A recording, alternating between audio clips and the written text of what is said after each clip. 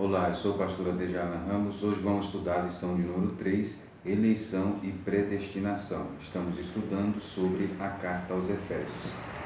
Na lição da semana passada, nós vimos sobre as bênçãos espirituais em Cristo. Nos versículos 4 e 5, Paulo falou sobre a eleição e a predestinação. No versículo 4 ele falou sobre a eleição e no versículo 5 a predestinação. Versículo 4, Efésios 1:4. Como também nos elegeu nele antes da fundação do mundo, para que fôssemos santos e irrepreensíveis diante dele em caridade. E nos predestinou para filhos de adoção por Jesus Cristo, para si mesmo, segundo o beneplácito de sua vontade. Paulo, então, discorrendo aqui acerca das bênçãos espirituais provenientes da Trindade, ele destaca o papel do Pai na obra da redenção, que é a eleição e a predestinação. Bem, esse tema ele tem gerado muitas discussões, inclusive discussões acaloradas nos dias atuais, especialmente com o advento da internet e das redes sociais, mas nós entendemos que não seria motivo, para tal. Vamos então observar alguns aspectos relacionados a este assunto. Primeiramente, acerca da eleição. Como é que nós podemos definir eleição? É um ato soberano de Deus em graça. Deus não tem a obrigação de escolher ninguém, visto que todos são igualmente pecadores, merecendo assim a condenação. A Bíblia nos mostra então que a eleição ela é cristocêntrica, pelo qual escolheu em Jesus Cristo. É isso que o texto diz. Então nós podemos observar que eleição é a escolha por Deus daqueles que creem em Cristo. A Bíblia nos fala sobre a eleição em vários textos bíblicos. A eleição refere-se à escolha feita por Deus em Cristo de um povo para si mesmo, a fim de que sejam santos e culpáveis diante dele. 2 Tessalonicenses 2:13. Essa eleição é uma expressão do amor de Deus. Então, nós podemos observar aqui que a eleição ela é cristocêntrica, ou seja, a eleição de pessoas ocorre somente em união com Jesus Cristo. Deus nos elegeu em Cristo para a salvação. É isso que diz Efésios 1:4. O próprio Cristo é o primeiro de todos os eleitos. Mateus 12:18, Isaías 42:1-6, a Bíblia diz: eis aqui o meu servo que escolhi. Cristo então foi o escolhido. E, em segundo lugar, é escolhido ou é eleito aqueles que estão em Cristo. Ou seja, ninguém é eleito sem estar unido a Cristo pela fé. Então, primeiramente, Cristo foi eleito, Mateus 12:18, Isaías 42:1-6, e aqueles que creem em Cristo. A eleição, então, é feita em Cristo. Efésios 1:7 diz: em Cristo pelo seu sangue. E isso já a Efésios 1:4, a Bíblia nos mostra que é antes da criação. O plano de Deus, o propósito de Deus era ter um povo para si mediante a morte redentora de Cristo na cruz. A eleição em Cristo é, em primeiro lugar, então, coletiva, isto é, a eleição de um povo. É o que nos mostra o versículo 4, o versículo 5, o versículo 7, 9, e também nos mostra 1 Pedro 1:1 e capítulo 2, e versículo 9. Bem, então esta é a doutrina da eleição. É uma doutrina, então, que está presente nas Escrituras. Ela está presente especialmente aqui na carta aos Efésios. O comentário da lição, ele abordou na primeira parte a eleição divina. Essa eleição é com um propósito, o texto diz, para sermos santos e irrepreensíveis, está no versículo 4. A eleição, portanto, ela é em Cristo e ela é com um propósito de sermos santos e irrepreensíveis. É o que diz o versículo de número 4. Ou seja, aqueles que foram então eleitos em Cristo devem viver, portanto, uma vida de santificação. Bem, ao longo dos séculos, nós observamos que, embora essa doutrina, tanto da eleição quanto da predestinação, ela está presente nas Escrituras, ela gerou alguns debates ao longo dos séculos, ou seja, teve várias interpretações ao longo dos séculos.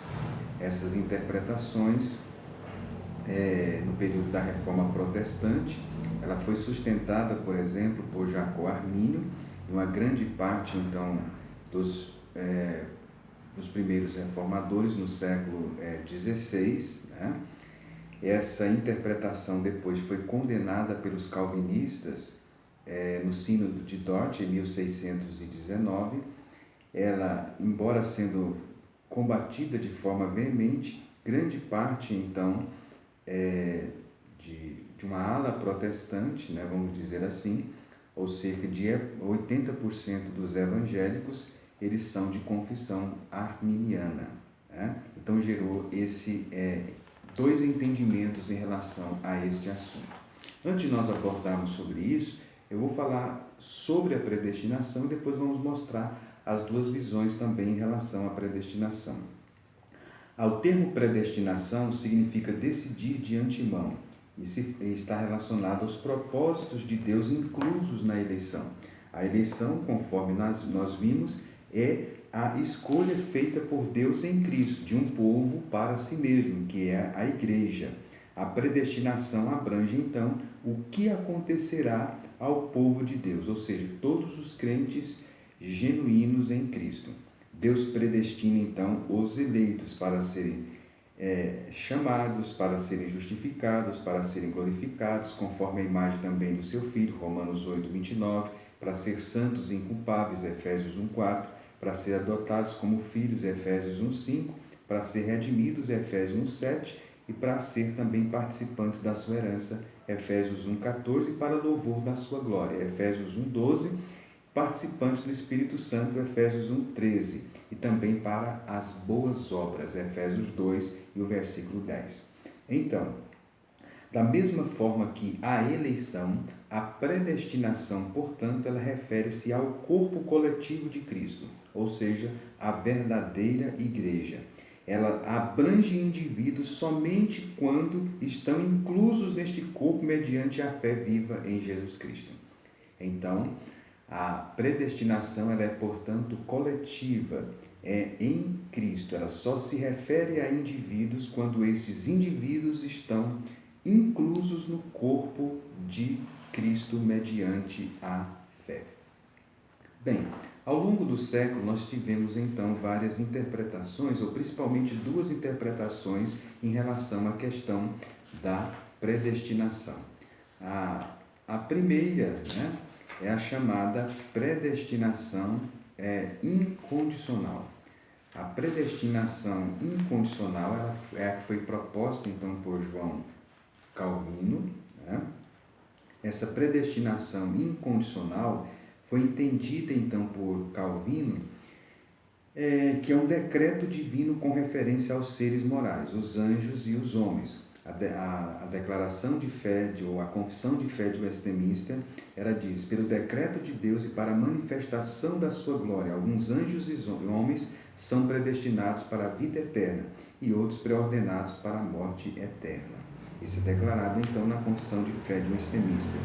Nas Institutas, o livro escrito por Calvino, a grande obra escrita por Calvino, diz: chamamos predestinação ao eterno decreto de Deus, pelo qual determinou em si mesmo o que ele quis que todo indivíduo racional, os anjos e os homens, viessem a ser. Então, tanto na confissão de fé de Westminster, como também nas Institutas de Calvino, né, a predestinação, então, ela foi entendida dessa forma. Ela foi, então, sistematizada, né, por Calvino, da seguinte forma, podemos dizer que a predestinação, na visão sistematizada de Calvino, é o propósito eterno de Deus mediante o qual, antes que fossem lançados os fundamentos do mundo, ele decretou de maneira constante, através do seu conselho a nosso respeito, que livraria da maldição e da condenação aqueles a quem ele escolhera em Cristo, dentre a humanidade, para conduzi-los à salvação eterna por meio de Cristo, como vasos destinados à honra. Então, assim sendo, Deus chama, né, pelo seu Espírito, e Deus atua nessas pessoas, conferindo-lhes uma graça, e assim então o chamado é eficaz e eles então são justificados, feitos filhos de Deus. Essa é a visão, portanto, calvinista. Nessa visão também está em foco a questão da soberania, a vontade de Deus. Nessa visão ela é soberana e Deus então escolhe a quem Ele quer e conforme Ele quer para a salvação. Nesse caso, na visão calvinista, Deus não estaria sendo injusto, Deus estaria sendo injusto se Ele destinasse aqueles que merecem a salvação para a condenação. Mas nesse caso, todos não merecem a salvação. Então Deus dá àqueles que não são eleitos ou não são predestinados aquilo que eles merecem, a condenação. Mas na sua graça e na sua soberania, Ele escolhe dar a salvação para alguns. Isso então, na visão calvinista, não faz de Deus um ser injusto. Essa é então a predestinação incondicional. Mas, contrapondo a isso, houve um teólogo chamado Jacob Arminio, um pastor e um professor holandês, que havia sido profundamente calvinista, mas depois, estudando este assunto, inclusive para confirmar suas bases calvinistas, ele então passou a ter uma visão diferente em relação a essa questão. Jacob Arminio, ele então sistematizou o que depois passou a ser chamado de arminianismo, ou seja, na visão então de Arminio, na visão de Arminio, ele concordava com a visão bíblica da predestinação, mas ele entendia a predestinação de forma diferente. Ou seja, na visão então dele, Deus predestinou os eleitos porque sabia de antemão que teriam fé em Jesus Cristo. Deus então predestinou os eleitos porque ele já sabia que ele teria fé em Jesus Cristo. Ou seja, nessa visão, o grande decreto da predestinação era a determinação de que Jesus Cristo seria o mediador entre Deus e os seres humanos. Esse era o decreto soberano, que não dependia então da resposta humana. O decreto referente ao destino de cada indivíduo baseava-se não na vontade de Deus, mas em seu conhecimento, qual seria a resposta de cada pessoa ao oferecimento da salvação em Cristo Jesus. Então, nessa visão arminiana, Deus então escolheu, Deus predestinou, com base na sua presciência, aqueles que creriam nele. Essa então é a visão de fé, A confissão então é arminiana. A partir de então, ao longo da história, isso tem gerado acalorados debates e também dividiu o protestantismo neste aspecto, entre calvinistas e arminianos. A nossa declaração de fé, que é a declaração de fé assembleiana, ela diz na página 110, no capítulo 10, que fala sobre a salvação, está escrito: um dia todos os seres humanos comparecerão diante do Senhor e Criador de todas as coisas. Deus, contudo, não deseja a perdição de ninguém. 1 Timóteo 2,4. Deus quer que todos se salvem ao conhecimento da verdade. Por isso, o Pai enviou seu amado Filho Jesus Cristo para morrer em nosso lugar, providenciando-nos uma salvação eterna, completa e eficaz. Tito 2,11.